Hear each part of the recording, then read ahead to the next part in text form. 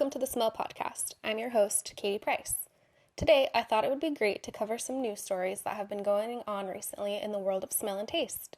So, let's go ahead and get started. Here's our first story. The name of this article is Medical Device Maker's Malady Inspires Restaurant to Offer Tasting Dinner for Those Who Can't Smell. It was written by Barrett J. Brunsman, who is a staff reporter for the Cincinnati Business Courier. The article was published on August 17, 2018. James Shorey, the Chief Technology Officer for Control Bionics in Milford, has spent 30 years designing and marketing medical devices that help people cope with disabilities. But the inventor discovered there is no cure for his anosmia, which is a disorder that deprived him of the sense of smell. Few people realize the importance of the sense of smell until it's gone, Shorey said. Anosmics are susceptible to depression. They seem to have a higher incidence of social anxiety. They might fret because they can't smell their own body odor. They can't detect by smell whether food has spoiled. They may face dangers such as not being able to notice the smell of smoke, which warns of a fire. Imagine gathering with friends at a restaurant and not being able to share in the enthusiasm for the aromas wafting from the plates of creative cuisine. Add in that without the sense of smell, everything tastes bland. The sense of taste is a mere shadow of itself without smell, Shorey said. And for many, this inability to really taste food is the most significant loss. However, Shorey's experience with anosmia proved inspiring to Paul Baracco, chef at 20 Bricks in Milford. The restaurant planned to hold a 5 tastes dinner on Thursday night, which was to feature course selections designed to appeal to anosmics. The courses were to explore the 5 basic tastes detectable by people, regardless of whether they have a sense of smell: sweet, salty, sour, bitter, and umami. Each course was to be paired with an adult beverage to enhance the palate. The special tasting dinner sold out in advance, Shorey said. A few anosmics were to gather with family and friends for the occasion. The chef's dishes would promote a feeling of thanks and fellowship, Shorey said. It was to be a gastronomic discovery of sorts, Shorey said. The food will appeal directly to that real estate on our tongue and soft palate, upper esophagus, cheek, and epiglottis, and it is sure to be delicious to everyone, including to the one or more anosmics seated at that 20 Bricks table. Anosmia is, without doubt, the least researched and least understood of the conditions that affect our senses, Shorey said. Everyone understands blindness and deafness. Close your eyes, plug your ears, but try to explain to someone what it is to be an anosmic, and there is often a complete lack of understanding and compassion. 2 years ago, Shorey said, he suspected that his long-time diminished sense of smell had completely left him. That was confirmed during an appointment with Dr. Alan Seaton, a professor of otolaryngology, head and neck surgery at the University of Cincinnati College of Medicine. Seaton, a UC Health doctor who is director of the Taste and Smell Clinic, was invited to be the featured speaker at the dinner. Side note, otolaryngology is not just a hard word to say, but it means the branch of medicine that deals with the anatomy, function, and diseases of the ear, nose, and throat. Okay, back to the story. One of only a few doctors in the nation with expertise in taste and smell disorders, Seaton agreed to speak to help people understand how important smell is and the difference between smell and taste. The flavor of the food is based on what we're tasting, but our taste buds really only respond to salt, sour, sweet, bitter, and umami, which is a protein-type amino acid kind of meaty taste, Seaton said. Of course, there is the texture, temperature, and look of the food, but the main ingredient of flavor is what we're smelling as we eat. We get odors that are released by the food that come up behind our nose through our throat. What I have people do is hold their nose and put a jelly bean in their mouth and start chewing, Seaton said. They can tell it's sweet, but not much else. Then you let go of your nose and suddenly you can tell it's cherry flavor or whatever. You couldn't get that without being able to smell it. Often when people lose smell, they don't even recognize that they lost smell, Seaton said. They say, I can't taste anything. Everything is bland. Everything is flat. They are actually tasting fine. They can tell something is salty or sweet. They just aren't getting the flavor because they aren't smelling. It's rare to lose your taste, Seaton added. We have 6 different nerves for taste buds, so it's rare to have something knock out all 6 nerves. With smell, we only have 1 nerve. Up to 20 million people in the nation might suffer from anosmia, Seaton told me. The most common reason is a viral infection such as a cold or ongoing chronic sinus inflammation, which can result in partial or complete loss of the sense of smell. The disorder can also be caused by a head injury that stretches or tears the olfactory nerve. Medicine isn't effective on viral infections, but might help with sinus inflammation. However, if the olfactory nerve that sends messages to the brain is torn as the result of the brain sloshing around inside the head following a blow to the body or whiplash, there is no medicinal remedy.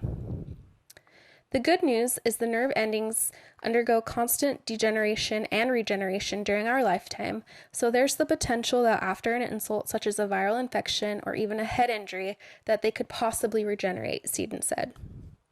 If regeneration doesn't occur and the sense of smell doesn't recover, the biggest issue is quality of life. It just takes all the fun out of eating, Seaton said. We do it socially. Shorey has a professional interest in anosmia as well as a personal one. His work as a designer of medical products for the disabled is focused on spinal cord injury and neurological disorders such as ALS. He recently led a team that developed a communication device for those with paralysis and loss of speech. It took him by surprise, Shorey said, to find that, with all that is available to help patients with mobility and speech impairments, there is so little available in terms of research and help for anosmics. Okay, so what do you all think? Would you be interested in attending a dinner like this? I know I would personally be interested in anything that made eating more enjoyable. For example, today I cooked chicken drumsticks and some stir fry for myself and my husband to eat. Although the sound of that sizzling, crackling chicken when I took it out of the oven made me happy, I sure would like to smell it.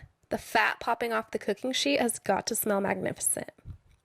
Do you guys have any stories about cooking that you'd like to share? Does it bum you out, or do you still find ways to enjoy it? Please share them with me on Twitter at The Smell Podcast, or send me an email to thesmellpodcast@gmail.com. I look forward to hearing about your experiences cooking while having a smell and taste disorder. Our next story is about parosmia.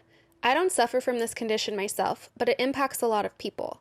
Parosmia is a disorder of the sense of smell, especially the perception of odors that are not present, aka it's having phantom smells. The title of this article is "This is the Part of Aging That Really Stinks," and it's written by Robert Preet. The article was published on Thursday, August 16th, 2018 in Health Day News. Unpleasant phantom odors haunt many older Americans, a new study finds. Of more than 7,400 people over age 40 who took part in a federal health survey, 6.5% said they experienced nasty odors, such as burning hair or the reek of an ashtray, from nowhere. That's 1 in 15 people.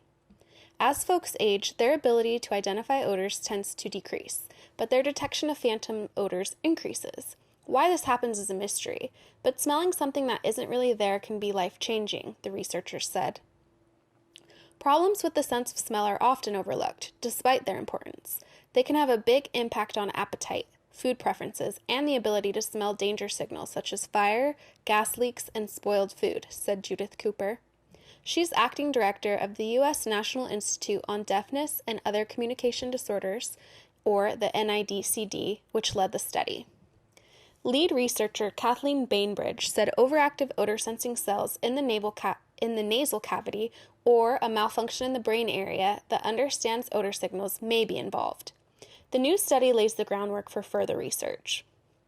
A good first step in understanding any medical condition is a clear description of the phenomenon. From there, other researchers may form ideas about where to look further for possible causes and ultimately for ways to prevent or treat the condition, Bainbridge said in an Institute news release. She is an NIDCD epidemiologist. Study co-author Dr. Donald Leopold is a clinical professor of surgery at the University of Vermont Medical Center in Burlington. He said many people who experience strong phantom odors have a poor quality of life. They may also have trouble maintaining a healthy weight. The new research follows a Swedish study that reported 4.9% of people older than 60 experienced phantom odors. It said the rate was higher among women than men. This new study found a similar rate among Americans over 60, but an even higher rate among those between 40 and 60. Roughly twice as many women as men reported experiencing phantom odors, and the gender gap was greatest in the younger group, the NIDCD study found. Besides gender, other risk factors for experiencing phantom odors include head injury, dry mouth, poor overall health, and being poor, the researchers said. They said poor people may have greater exposure to environmental pollutants and toxins or have health conditions that contribute to the problem, either directly or because of medications they take. This study was published on August 16th in the journal JAMA, Otolaryngology Head and Neck Surgery. Do any of you listeners suffer with parosmia or know someone else who does? And if so, what's it like for you, or what's it like being around them? That's it for our news roundup today. If you'd like to learn more about the articles we read today, please visit the links posted in the podcast description. Do you have any interesting news stories about smell and taste disorders to share? I'd love to read them. Please send them to me at thesmellpodcast@gmail.com or tweet them to me at thesmellpodcast. That's it. Thanks for listening. I'm your host, Katie Price, and until next time, I hope you have a great day.